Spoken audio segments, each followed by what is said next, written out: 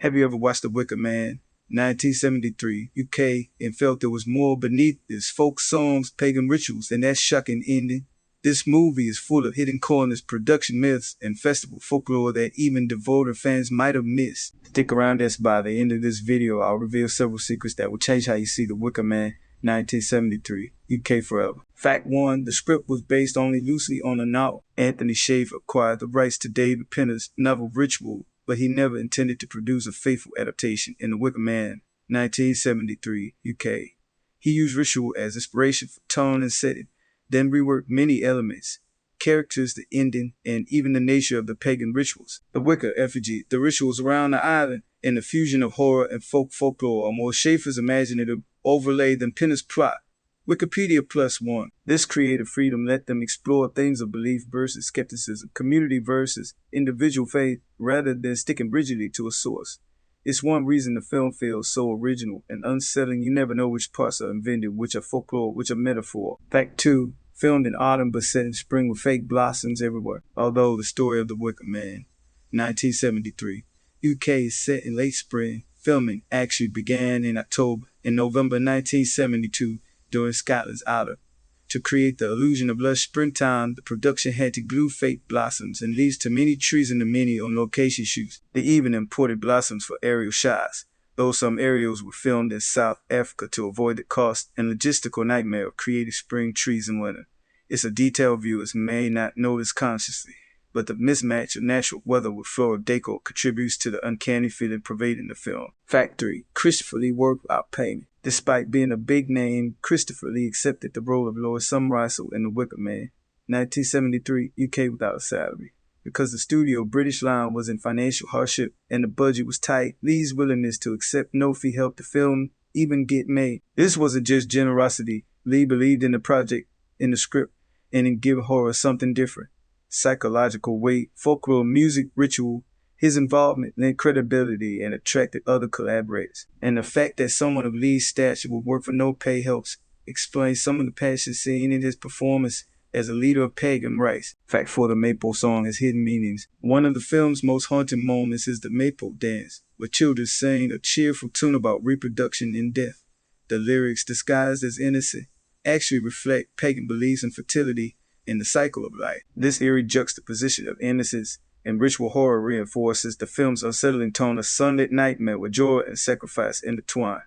Many viewers didn't catch the dark meaning until rewatching, realizing the entire island was teaching children to accept death as natural, even holy. Fact 5. The final scene was terrifyingly real. The iconic burning scene in The Wicker Man, 1973, UK was filmed using a real 40-foot wicker structure. Edward Woodward, who played Sergeant Howie, stood inside the massive effigy as real flames rose around him. Those safety precautions were in place. The heat and smoke were genuine. Woodward later admitted he felt a primal fear during the shoot.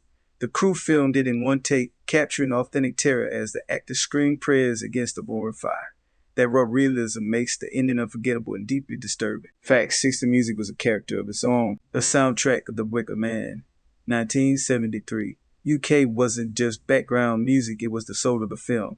Composer Paul Giovanni, working with the band Magnet, blended traditional British folk tunes with haunting original melodies.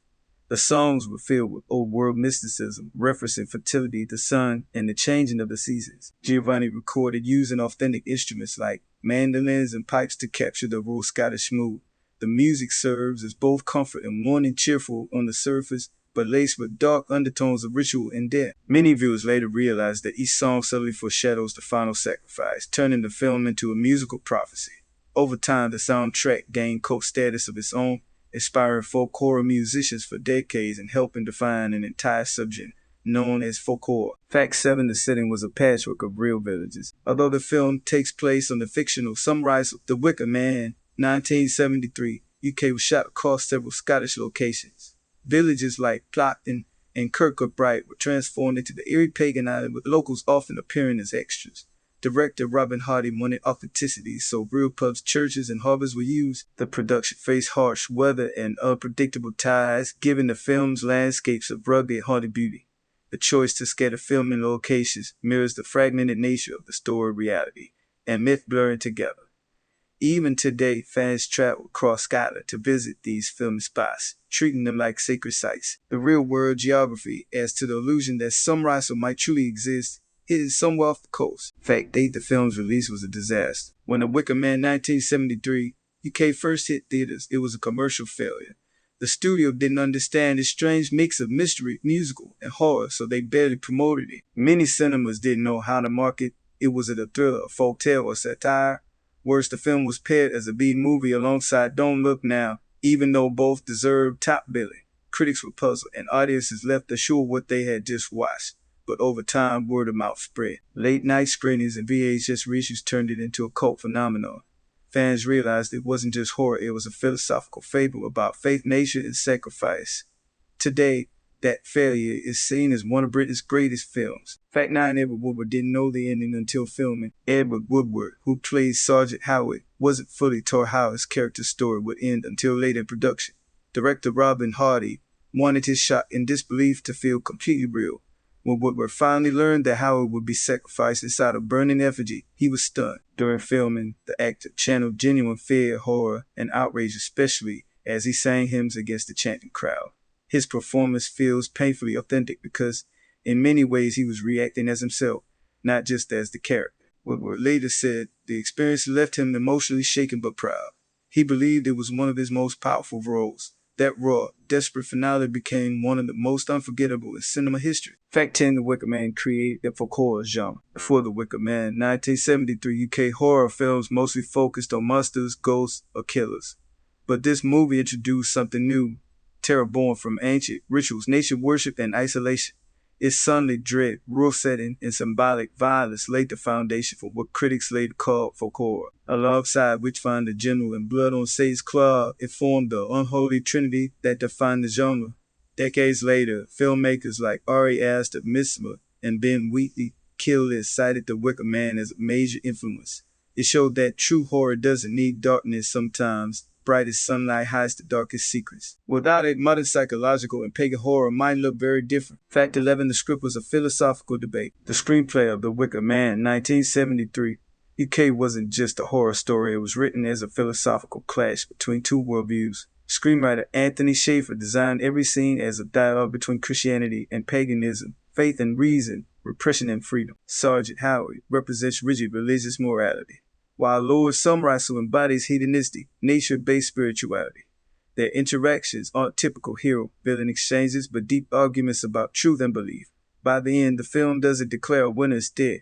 It forces the audience to question both extremes. This complexity is why the movie feels timeless. It's not just about fear, but about ideology, sacrifice, and the human need to find meaning in chaos.